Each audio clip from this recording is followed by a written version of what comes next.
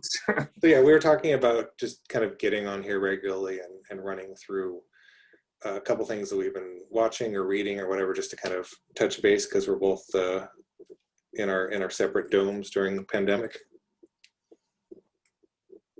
You were going to say we're both in our 40s. Oh yeah, because we're both at the end of our lives, and we figured that we should talk about Spider-Man before we go. Yeah, why not, right? Yeah. So today we had a stack of books that Farel has read. We're going to run through.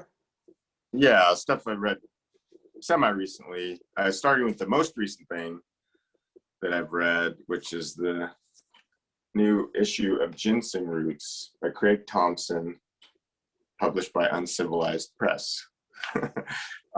Yeah, I was just telling I just started talking about this a little while ago, but this issue's great, excellent, but it's a lot about just this specific guy's story in this issue, like the story of him growing up in Wisconsin. Oh yeah, so we should talk. Craig's doing like it's autobiographical, right, about him kind of growing up in Wisconsin on a ginseng farm.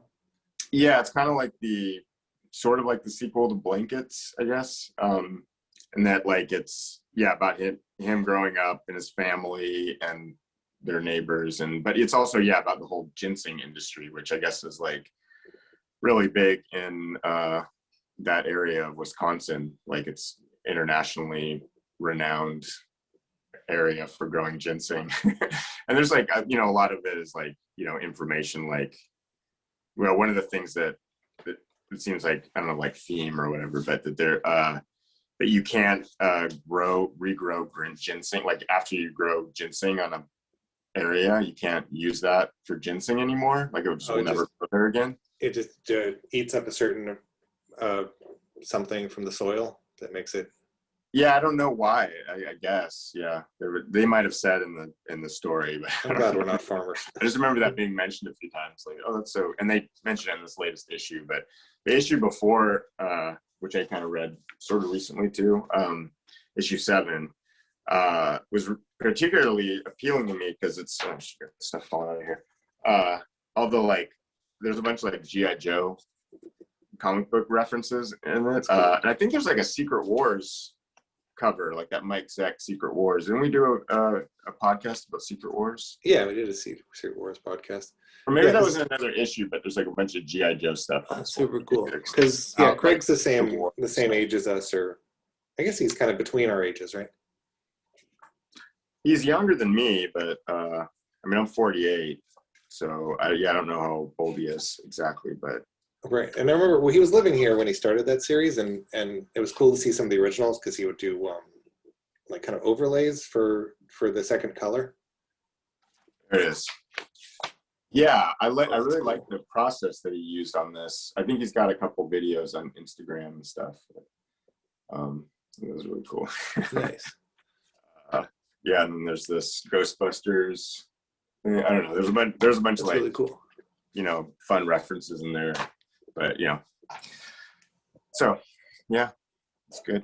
Yeah, that's cool. I'm a couple issues behind on that one, but it was really, really liking it. And it's something really cool about seeing an artist like Craig do like single issues after he's been kind of a graphic novel guy his whole career. Yeah. Well, I think that was part of his reasoning behind doing it, is that he wanted to see what that was like to have a regular, like a monthly book come out. That it's been taking longer because of all the world craziness, Yeah, it's a weird time to be a person. What other books have you got? All right, so that other thing I wanted to talk about was the 40 Days in the Desert, the Mobius book, where he you mentioned before that it was kind of like him. I guess the title in French is something to do with like without 40 days without cannabis or something like that. Someone sent me this, someone sent me this, a Patreon subscriber sent this book to me just as like just to be nice, Yeah, so I guess, so he quit smoking weed at one point, and he would just every day draw, because Mobius kind of was famous for getting stoned every time he drew. And so it was basically like his process of like developing a system outside of being stoned, which is weird. I have smoked pot for maybe one panel of my comic I'm working on now, and I just drew like a really meticulous engine thing, and I was incredibly paranoid while drawing it, being like, "Oh, this is going to be horrible. I'm going to ruin this comic." And it's fine. It's no one would notice it in the book. Yeah. Yeah, that was a thing for me, I guess, like, I don't know, 20 years ago or 15 years ago. It was like, I think it's like first time I was like really scared to ever get stoned and then do work. And then I think I started drawing in my sketchbook freehand, like while I was watching Star Trek or something like that. And I realized like it actually, I think it was something that actually kind of liberated me from like trying to pencil everything first. That I'm just like, oh, I can't really, if I make a mistake, it doesn't matter because I'm just drawing with like a lot, you know, it's something about like being stoned and doing that. I'm like, oh, I can totally work high. It's not a big deal, you know. I guess it's kind of like the levels you're at. If like too much, you might be like, oh, this is, you know, or maybe it's just horrible. I don't know. Like, but with like drinking, like I can't drink and work. You know, it's like that. Yeah. That will, or on mushrooms or something. Like it just wouldn't. I just couldn't do that. But for something about like, yeah, not saying I do that anymore or anything, but yeah, the cool thing about this edition here is that it has these like color illustrations in the back. Are those watercolor, you think? I don't know. I mean, I assume so. Yeah, I mean, it kind of looks like it. Yeah, I guess so. Some kind of paint. Well, this one almost looks, that looks photoshopped, doesn't it? Oh yeah, it does. Yeah, it's interesting. Moby's one of those guys that switched from doing, like he would switch back and forth between like physical work to digital work, and it seemed like there was never really much conversation about that because he did that Inside Mobius kind of autobiographical thing at the end of his life, and I think that was all digital or mostly digital. Certainly colored that way. Well, that I actually had a copy of this book. I want to say, I mean, Brandon, you know all this, but this is the original edition of that 40 Days in the Desert, and this is the cool thing. I actually had it made up to my mom, but I got this from the man. Nice. In at Angoulême when it debuted, and I was with James Jean, and he got a copy too. And I think we had the exact same drawing, but I think James was like a little nicer. Did he know? Did Mobius know your James's work? No, I mean we didn't talk to him or anything. You think it was just James's face got a better drawing? I think he just sensed the power within James, and he's like, oh, I can tell this guy's an amazing artist, and I'm going to do a nicer drawing in his book than that last guy. So no, he wasn't even looking. He was just like, there was just like a weird crowd. It wasn't like a line. It was just like a little crowd in front of him. And I was like, oh, Mobius is right here doing his new book. And then me and James were like, let's go get a copy. And I kind of squirmed my way up to I was like a total jerk. You know, I was like, kind of. Enjoy my elbow. Worked my way up there. And I was like, oh, and then I was like, could you make it out to Sander? And he's like, And he was just like talking to someone. He was like, oh, I'm sick. I'm not feeling well, you know. And then did drawing and gave it to me. And then like I just reached back and grabbed James and like pushed him to where I was standing. That's awesome. I was gonna say that when we used to hang out with James in New York, he was very clean cut and was like almost like a business art student. And then I remember years later when we run into him in LA, he'd grown his hair long and looked like a famous artist. Oh yeah, man. I was wondering if he was that famous artist James or was that short hair James? I think that was freshly short haired James. Okay. What are you gonna do? I remember when he when you become incredibly famous, what major difference are you going to change to your hair or facial hair? I went through all those so many times. I had real long hair there for a couple years ago. You did. When we were living together. But no, I remember James, I don't know if you would not like me saying this, but I remember it was, he might have been, I think he was like a senior at SVA or just about to graduate, just graduate or something. Right, but we were walking down the street and he was like, you know, I just saw a girl that I knew in high school. And I realized I'm wearing the same shirt as like the last time I saw her. and he's like, I'm gonna shave my head tonight. and like he went over, I think he went over to Serge's place, and Serge shaved his head, and he also kind of outfitted him with a couple cool like vintage. I like that. Shirts. I have the horrible old man mentality where it's like, if I was like, oh, I saw someone and I was wearing the same shirt, I'd be like, man, this shirt's held up great. You know, I changed my shirt today because we talked on Skype yesterday, and I was like, oh man, I was wearing a Farel shirt yesterday, and I was like, I should change my shirt so Farel thinks I'm a person. No, I like it. Yeah, I weirdly, even though I'm like, I don't even have like a partner or anyone that I live with, but during the whole pandemic, it's like I get dressed every day. Like even if I'm not planning on leaving the house, like I still like, I have to do my morning thing, and then okay, I'm gonna shower and dress and put on fresh, clean clothes and stuff. And I have 2 pairs of pajamas. I have nice pajamas and less nice pajamas, and I rotate those sometimes when I'm not going outside. But like I can't, like I've got pajama pants on now just because I'm not going to be an animal and talk to Farrell in my underwear. Yeah, well, I mean, thank you, appreciate that, but I think you're more on the spectrum. You're more on like the normal end of things, like how people are normally with.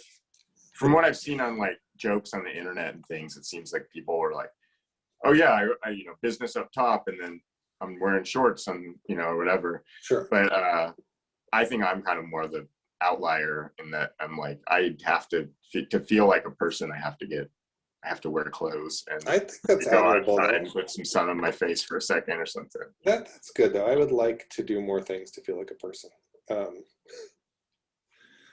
Did you have another comic you want to talk about? Or? Oh yeah. So yeah, that was just, I guess, my little story about this one. But you just black and white. Is there a narrative in that? I don't know if I've actually read it. Is there like a?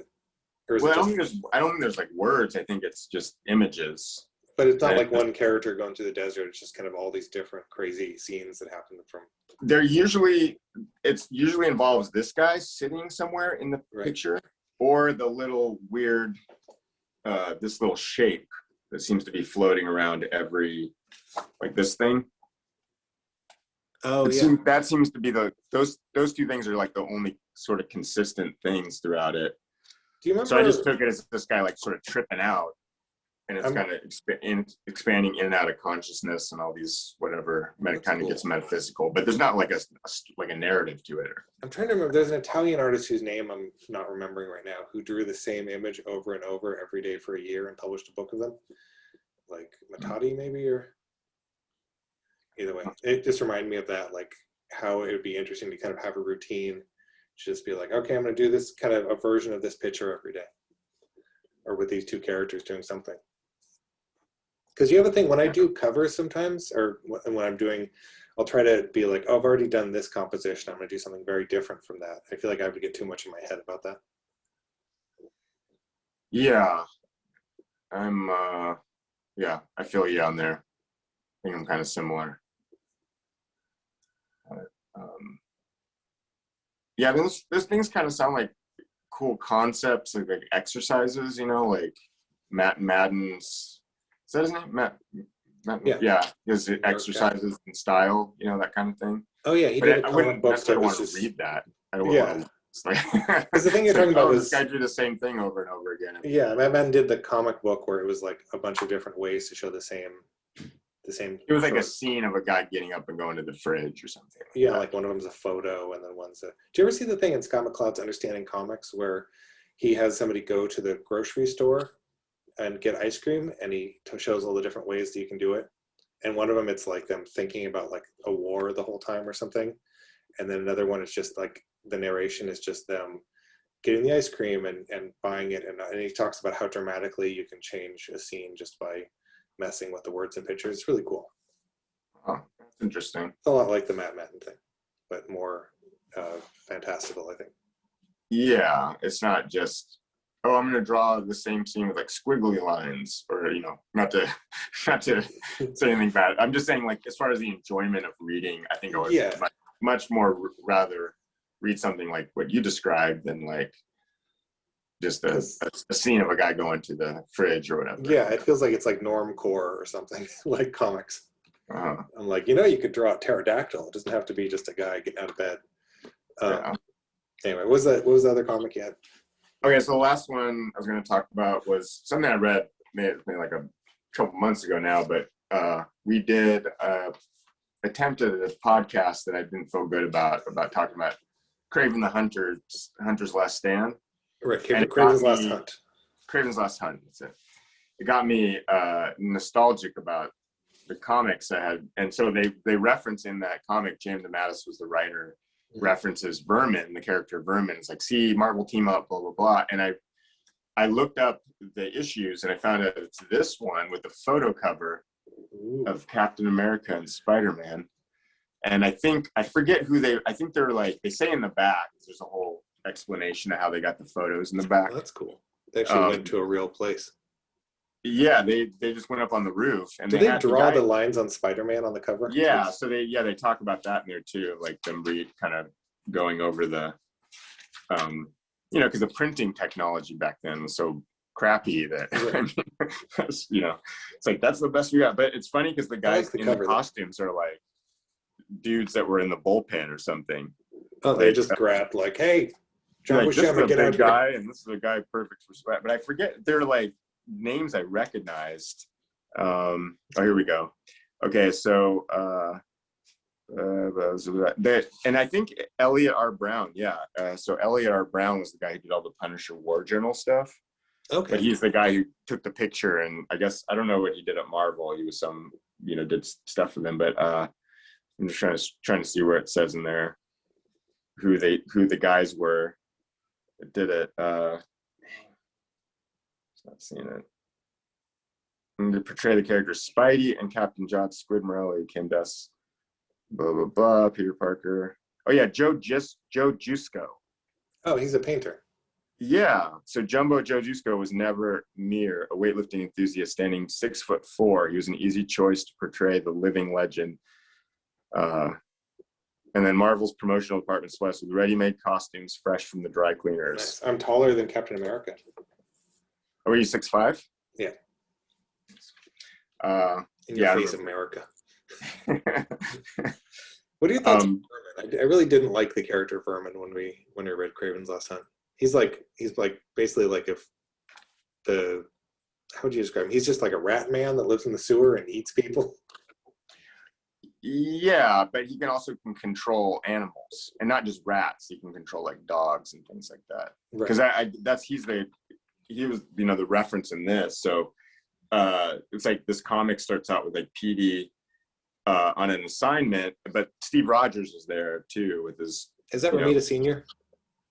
This is I think it's Kerry Gamble did the breakdowns, and Mike Esposito did the finished art. I'm not familiar with him, but Kerry Gamble, I remember he drew some stuff. Like I feel like Teen Titans or something. He wasn't as much of a Marvel guy, but I think he actually drew a few of these Marvel team ups, and I was like, oh, that must be where I remember him from. Like super, because these are some of the first Marvel comics I ever bought. But yeah, in this first fight scene, he almost kicks their ass, like Spider-Man and Captain America's ass, because he's got all these rats and stuff and dogs that he's controlling. And so like, oh yeah, nice for them changing in the bathroom stalls together. And so the guy what?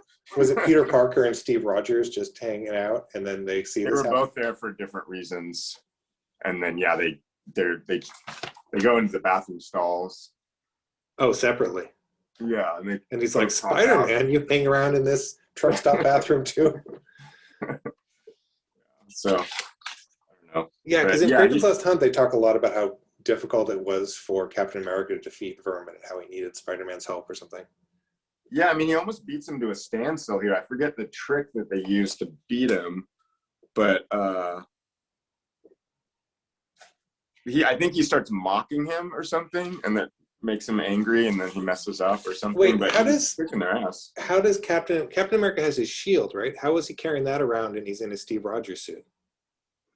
I think he would put it on his back because he's got such a huge back and shoulders that he could, or his portfolio case because he's a comic book artist. Oh, weird. I think that's it. Because he put it on his back when he rides his motorcycle. That'd be funny when he opens up his portfolio case to show somebody. He's like, oh, just ignore my vibranium shield in here. But look at these Donald Duck pages I've drawn.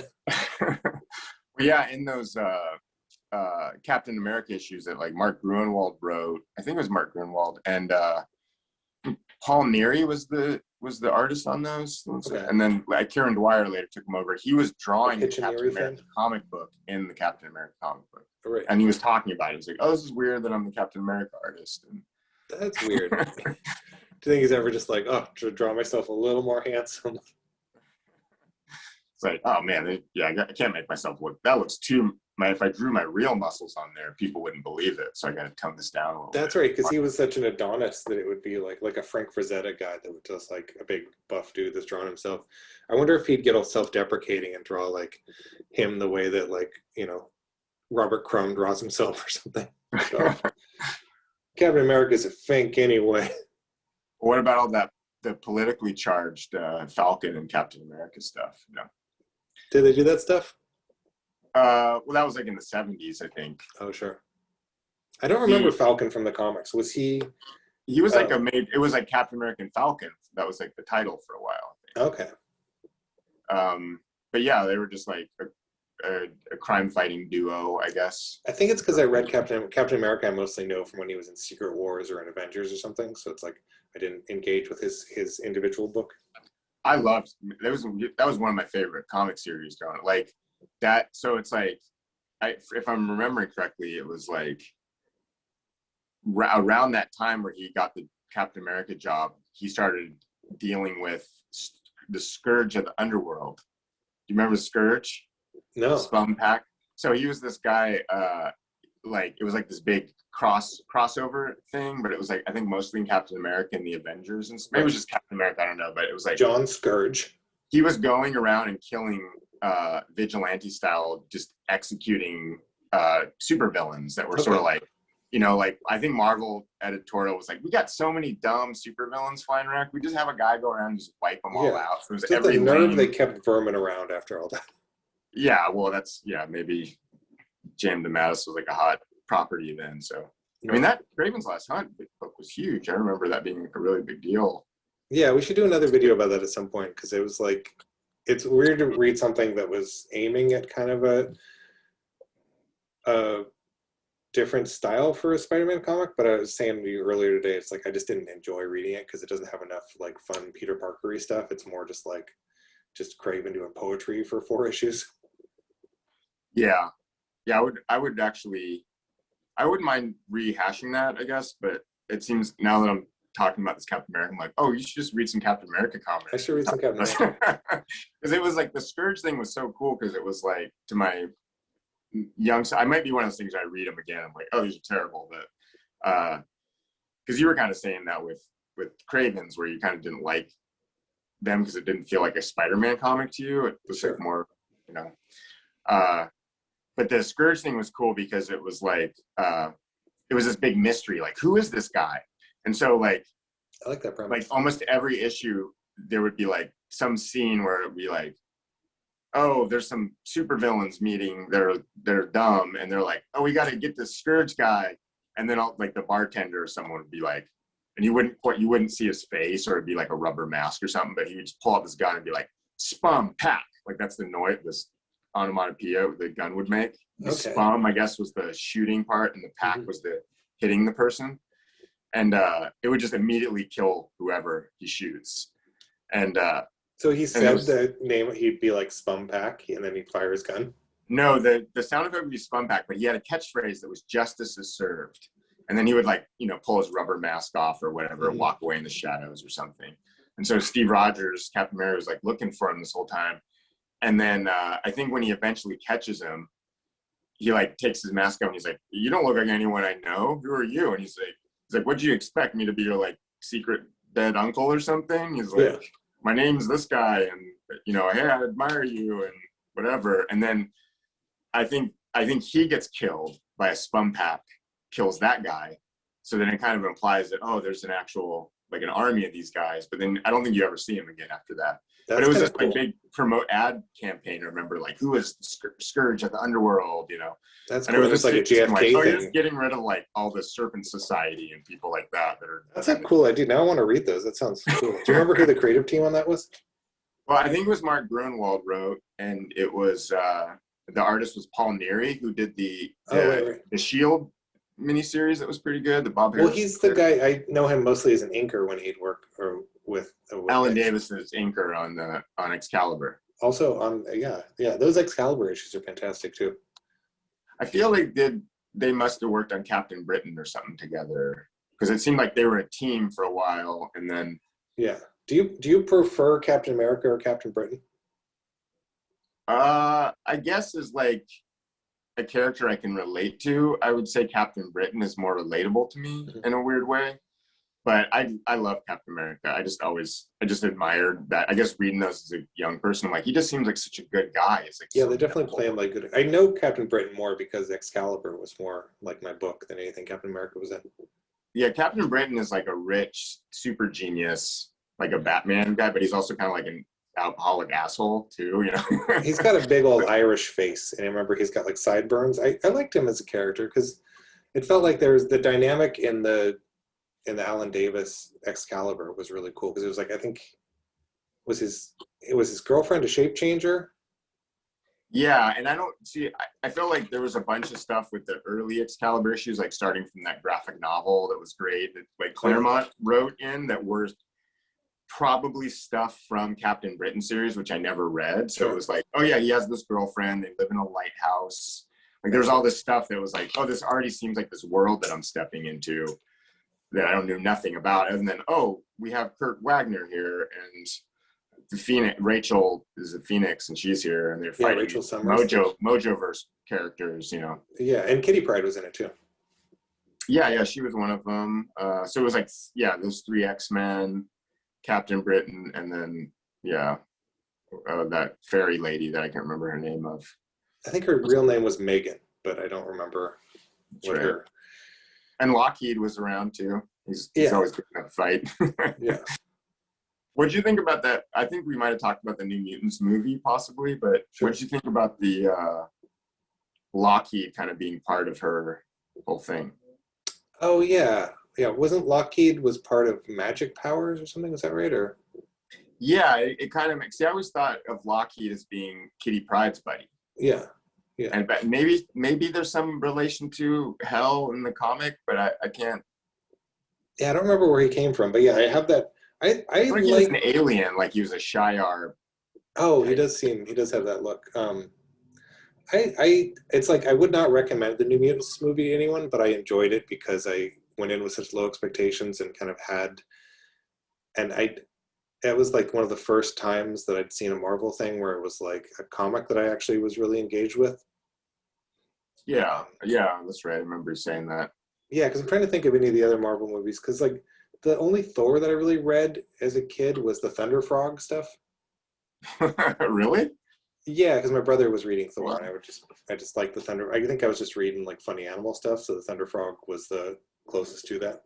I felt like that Thor was such a big part of my young person comic collecting, probably more than the Captain America, because like Captain America was like a fun like soap opera type read for me. Right. Whereas the Thor stuff, it was like that's what I talked to my friends with about. Like, oh my God, Mjolnir song! It's like all splash pages. This is crazy. Like it was just so impressive. Like this every issue is like this huge event thing, you know. Yeah, it's a weird thing with Simonson because I always regard him as like the what was he? He did the kind of Space Samurai comic that was a Star Slammers. I always think of him as a Star Slammers. That was like guy. that was like his first thing he did. Okay, yeah.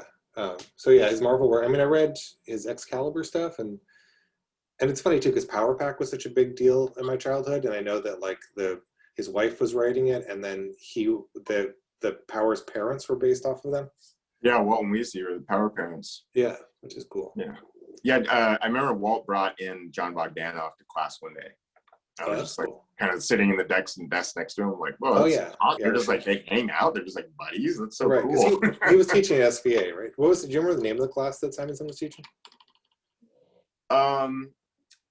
It was, I think it was like a graphic novel for Illustrator or comic books for Illustrator or something like that. Okay. It was like in the illustration program, but I felt like most of the students that were in that, I was an illustration student, but most of the students in that class with me were cartooning majors. Okay. Do you remember what was John Bondagov working on? John Bogdanov, I think. Yeah, he draws some of the best kids in comics. Yeah, that the Power Pack issues especially, I thought, with like Hilary Barta inking him. Yeah. Like those were so good. Like I remember when he took over New Mutants, or not New Mutants. What was it? Didn't he draw like one of the X books? Maybe it was New Mutants for a minute. I don't remember. Like he was drawing like an X book, and then he did Superman or something for a while, and it's like, yeah, I like him when he draws like little kids better. I don't know. Yeah, what I it can is, see that. but Yeah, it was weird. draws John so Romita well. Jr. went over to Superman a couple years ago, and it was weird because he's another guy that I regard as like very talented, and his Superman just didn't seem right to me. I've Yeah, noticed it's something probably though just lately. a paycheck for that guy at this point. I mean, He does a lot of books. I've noticed that I've become like a giant Superman snob. It's like I don't read Superman, but every time I see a Superman comic lately, I'm just like, that's wrong. They got him wrong. And it's because in my Really? head, yeah, it's weird. In my head, it's just that like Jose Luis Garcia Lopez's Superman is like how he should look, or like Christopher Reeves. And I think probably have the same thing whenever they have the new Justice League Superman guy, and I'm like, that's not Christopher Reeves. I'm not watching it.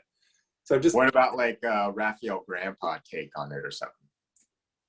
I wouldn't. Grandpa's not who I would get. Like he's a fantastic artist, but he's not who I would have to Superman, which is weird because Frank Miller's Superman I like a lot. He's probably less technically impressive than a Grandpa, but he's like. But Grandpa's is way more off model than Miller's. Yeah. Paul Pope's Miller's very Superman is much good, like, actually.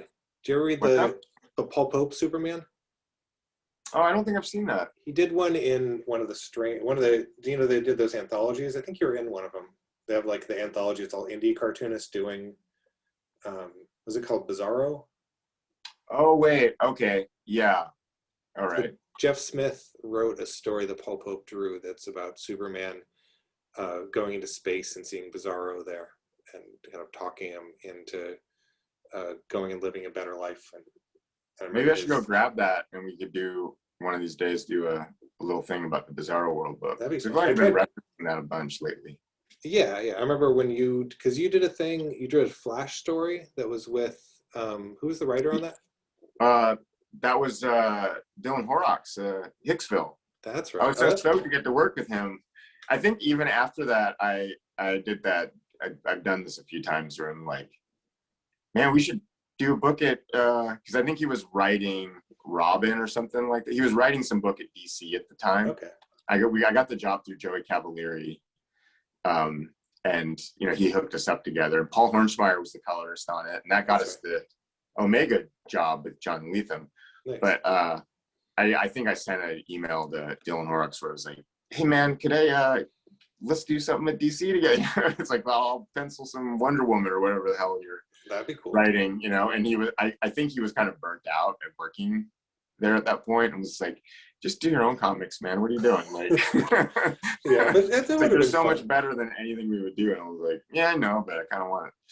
I was talking to Jim Mahfood and Stephen Green yesterday, and we were basically all lamenting about how we didn't do anything in the new Batman Black and White. Yeah, I wanted to do one of those too, but I mean, I obviously wasn't anywhere near all the guys they got were like superstars and stuff. They got a couple, yeah. Not to speak ill of, but yeah, it was a couple of them. I was like, yeah, but some of them looked amazing. And me and Steven were both like, oh man. And I was like, I don't think DC's calling me anytime soon. But yeah, same here. I mean, the only like connect, because I would go to like every editor. I'm not every editor, but I met with a lot of editors there, and it was just, I think, hanging out with Bob Schreck, and it just sort of like, it just happened to, I got lucky, someone was like, oh wait, okay, he just happened to have some of my art on his table. I was like, what about this guy, But and Cavalieri too, same thing. I think it was like, I think it was trying to get a book with Annie Nocenti that'd be cool. Down there, and he just couldn't get anything, anything for us. And I was like, man, she's like an amazing writer. Yeah. Like, so maybe it's just me then, I don't know. She kind of didn't have time for it, but that would have been awesome though. Yeah. That would have been interesting. I wonder if I could have pulled it off. I don't know. A lot of doubts that I could ever like done like a regular. I mean, I did 10 issues of Omega, and that was like, I feel like the most I could probably ever do at one of those corporate gigs. The man on my back. It would have, like, the older I get, the more I'm like, it would have been fun to try a run on that stuff. But when I was younger, I was all like, so just like, screw you guys, that there was no way it's happening.